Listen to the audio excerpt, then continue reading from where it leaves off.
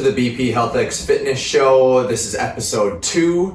I am your host, Blake Peters, and today we'll be talking about pre- and post-workout snacks and how to manipulate them for your goals related to muscle building and weight loss. So for first things first, talking a little bit about what makes a good pre-workout snack.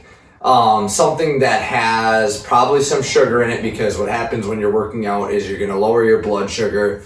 Thus, having some carb source will provide some sugar pre-workout. There's a few ways that I would recommend having sources wise before pre-workout, specifically related to the windows that you're working out.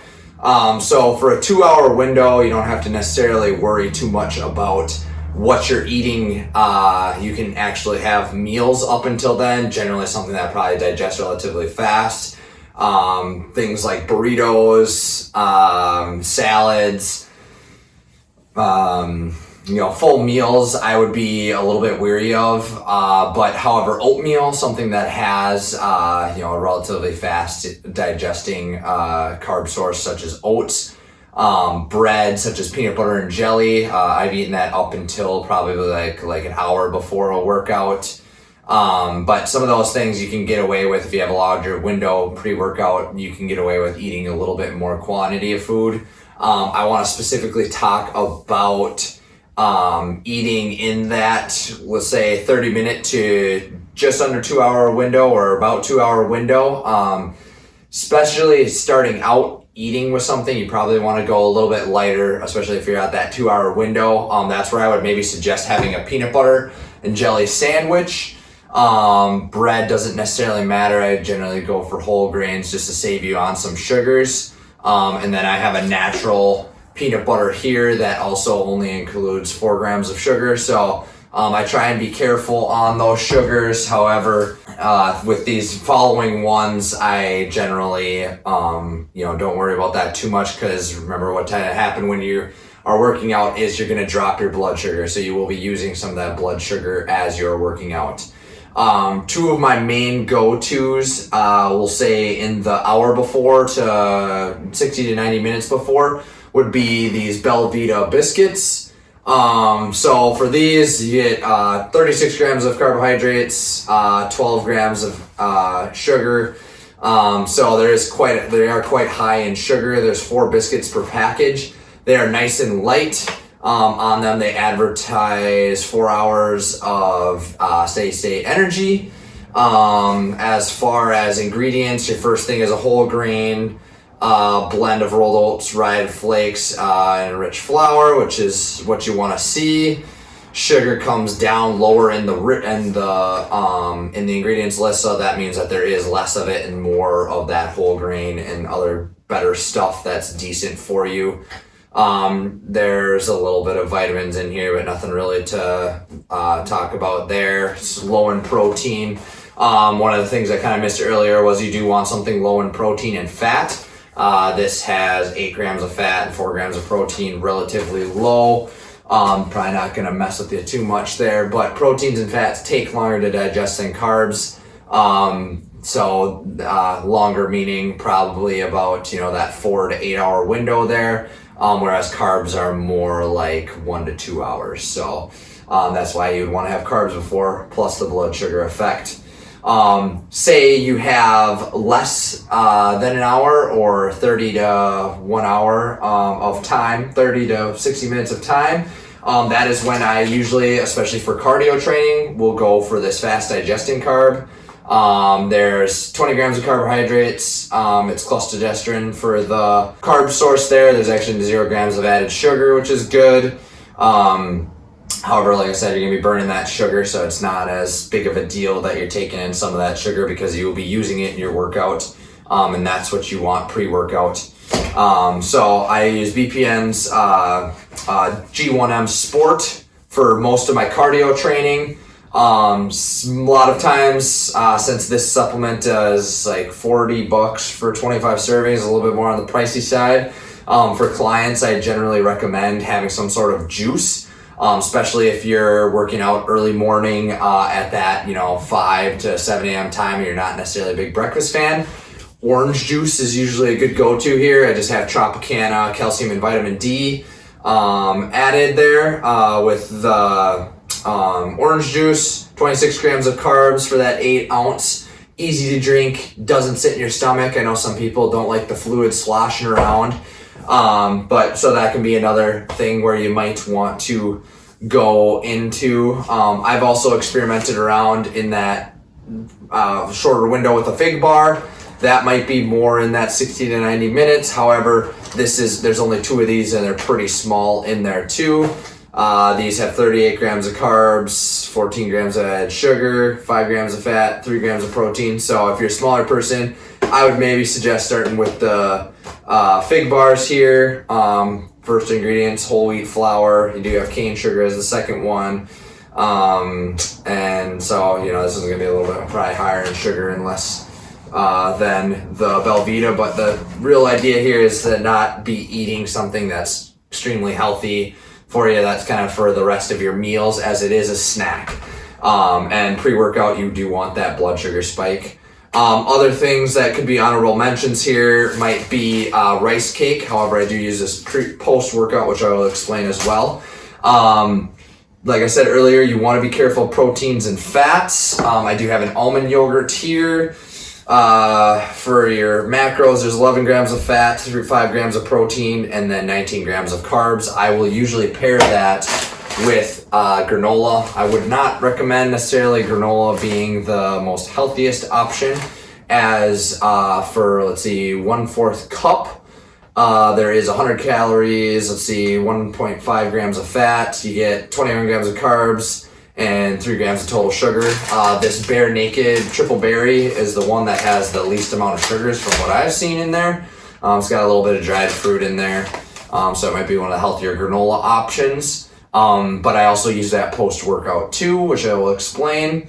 The big takeaway here is the larger the meal, the farther that you want away from your workout. Smaller and smaller, and my preferred way suggestion that works personally for myself is adding in those liquid carb sources as you get down to the closer to the training, or even sipping on it during training.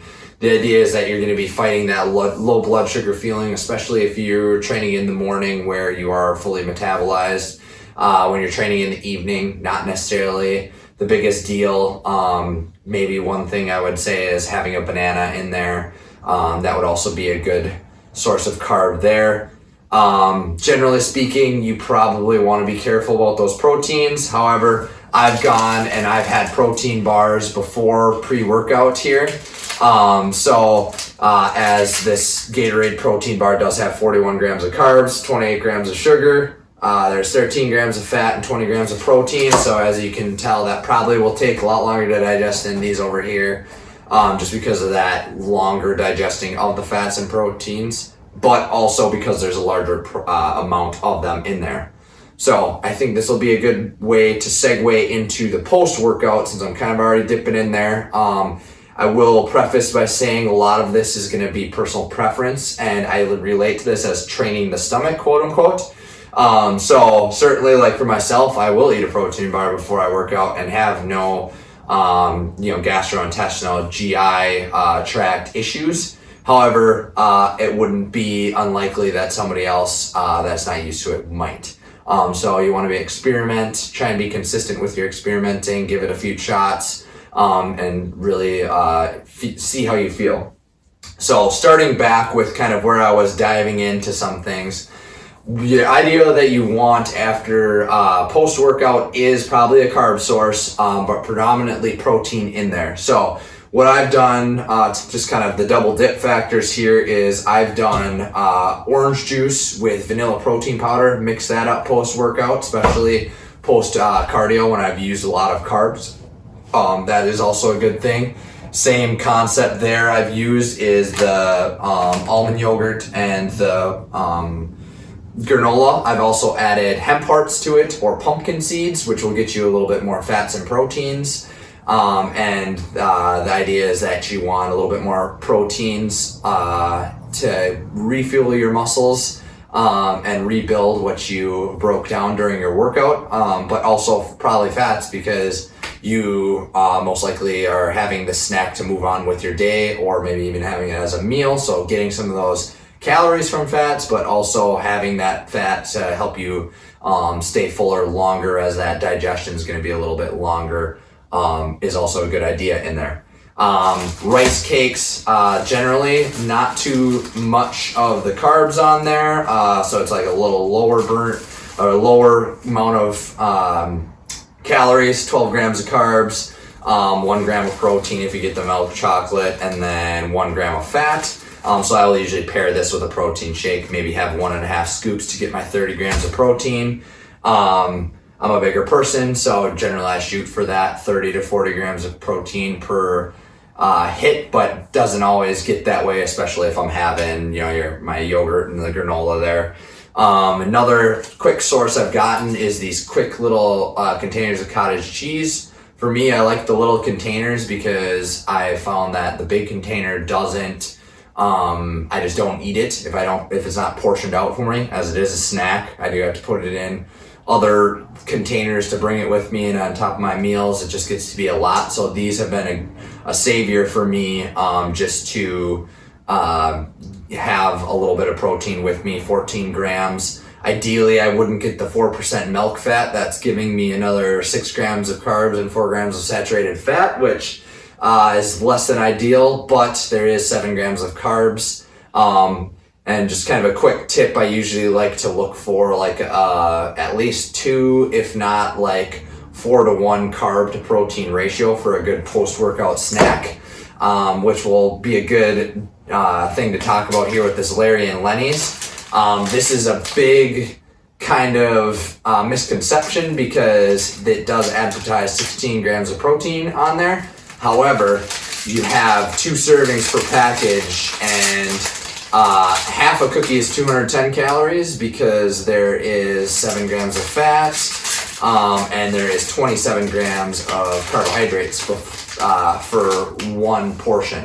So double that up and you end up getting, closer to that, 40 some carbohydrate, 15 grams of fat almost, and to get that 16 grams of protein. So this is one of those things that's probably not a very high good protein source, and neither are these protein bars. Like this one is 1 serving and it's got 20 grams of protein, 41 grams of carbs.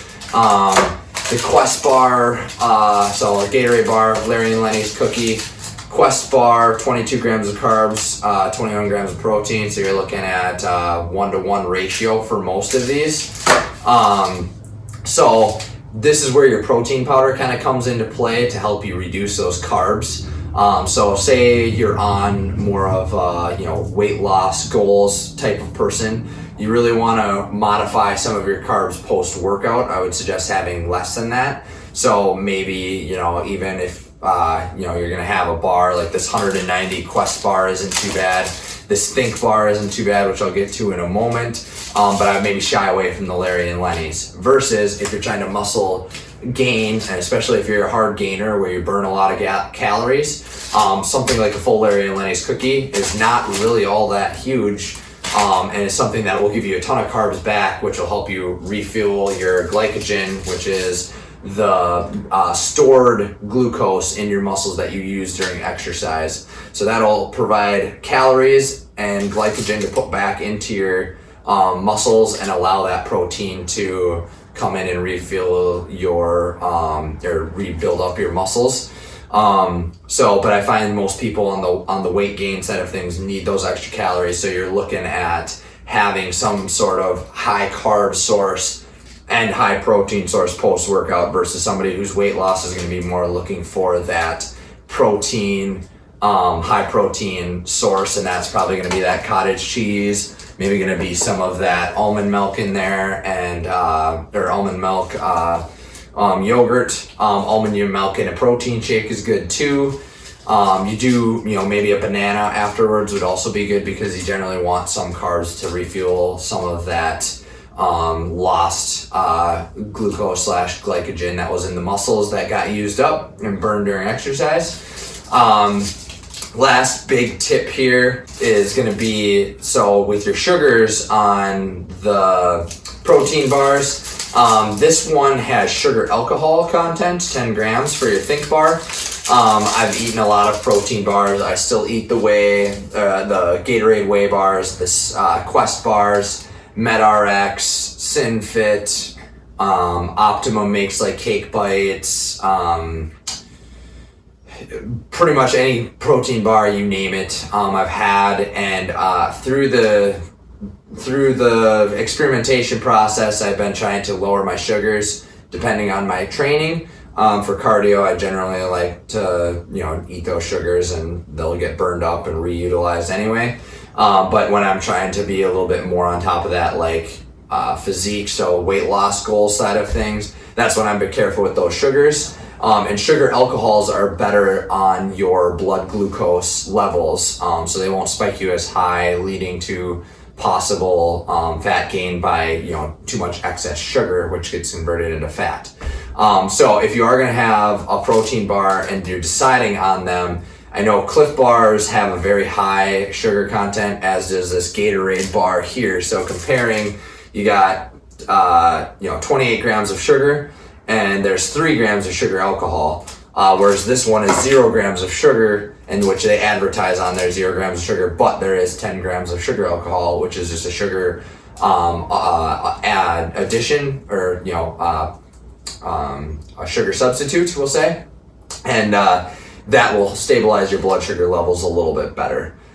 This one again has 23 grams of carbs and 20 grams of protein, so it's not a great protein source per se, whereas your protein powder generally is going to be a great protein source. Chicken's going to be a great protein source because all of those are high protein compared to the carbohydrate. So generally speaking, your protein powder, a good one to go for would be something that has 24 grams of protein to 6 grams of carbs, or less than 6 grams of carbs, because then you're hitting that 4-to-1 ratio. I would just say, just pick what you're trying to get those macros in at. So, hope you enjoyed this episode, and we'll see you in the next one.